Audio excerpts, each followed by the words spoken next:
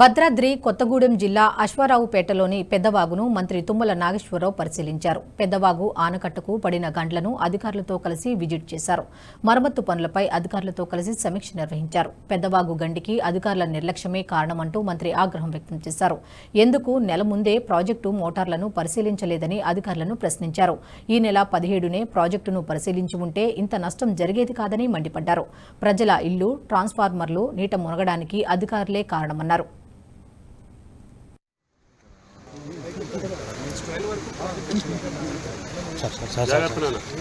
హరీష్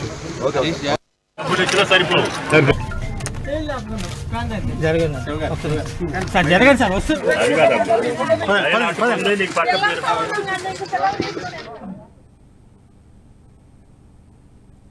వర్షం ప్రభావిత గ్రామాల్లో ప్రతి కుటుంబానికి నిత్యం భోజనం, ఇంటింటికి బియ్యం, కూరగాయలు, నిత్యావసర సరుకులు పంపిణీ చేయాలని అధికారులను ఆదేశించారు. ప్రతి ఇంటికి వైద్య సిబ్బందిని పంపించాలని, డెంగ్యూ లాంటి విషజ్వరాలు రాకుండా ముందు జాగ్రత్తలు తీసుకోవాలని చెప్పారు. అన్ని శాఖల సమన్వయంతో ప్రతి గ్రామంలో అధికారులు పర్యటించాలని, ఎలాంటి సమస్యలు రాకుండా చూడాలని చెప్పారు.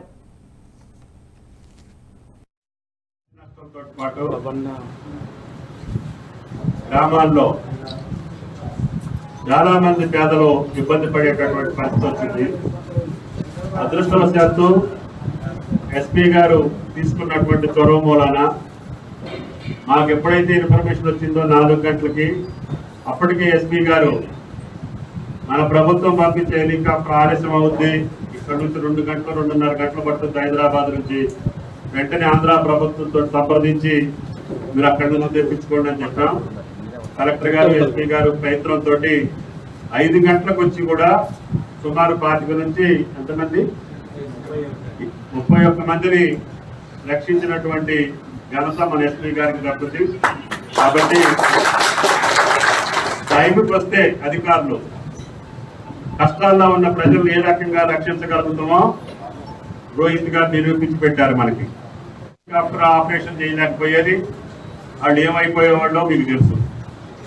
కాబట్టి మేము ఎప్పుడైతే ఫోన్ చేయకముందే ఆయన బయలుదేరి కొత్తగూడెం నుంచి ఇక్కడికి వచ్చి ఆంధ్ర వేలోనే అన్ని అరేంజ్మెంట్ చేసుకొని ఆ ప్రభుత్వంతో మాట్లాడి కలెక్టర్ గారిని కోఆర్డినేట్ చేసుకొని ఇంత విపత్తులో కూడా ఒక ప్రాణహాని జరగకుండా చూసినందుకు ప్రభుత్వం తరఫున రోహిత్ గారికి, కలెక్టర్ గారికి, పిఓ గారికి ప్రత్యేకంగా ధన్యవాదాలు.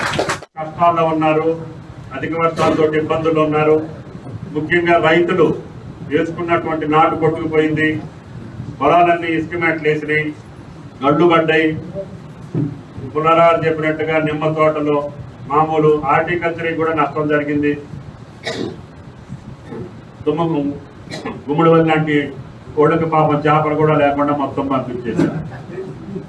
అంటే అందరి జీవితాలు కూడా కొద్దిగా అయోమయంలో ఉంటాయి. చేపలు పట్టుకున్నోడిది పోయింది, పని చేసుకున్నోడిది పోయింది, పంట వేసుకున్నోడిది పోయింది. గ్రామాలలో పాపం మా బాబు కరెంట్ షాక్ కొట్టి ఆయన గారు బాబు చనిపోయాడు, చిన్న పిల్ల.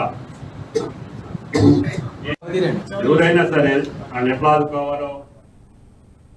ఈ వీడియో మీకు నచ్చినట్టయితే లైక్ చేయండి, 10 మందికి షేర్ చేయండి. అలాగే కామెంట్ల రూపంలో మీ అభిప్రాయాలను మాతో పంచుకోండి. Nationalist hub group of channels ను సబ్స్క్రైబ్ చేసుకుని తెలుగునాట జాతీయవాద జర్నలిజాన్ని ప్రోత్సహించండి. ఈ వీడియో కింద ఉన్న బెల్ ఐకాన్ పై క్లిక్ చేయడం మర్చిపోవద్దు.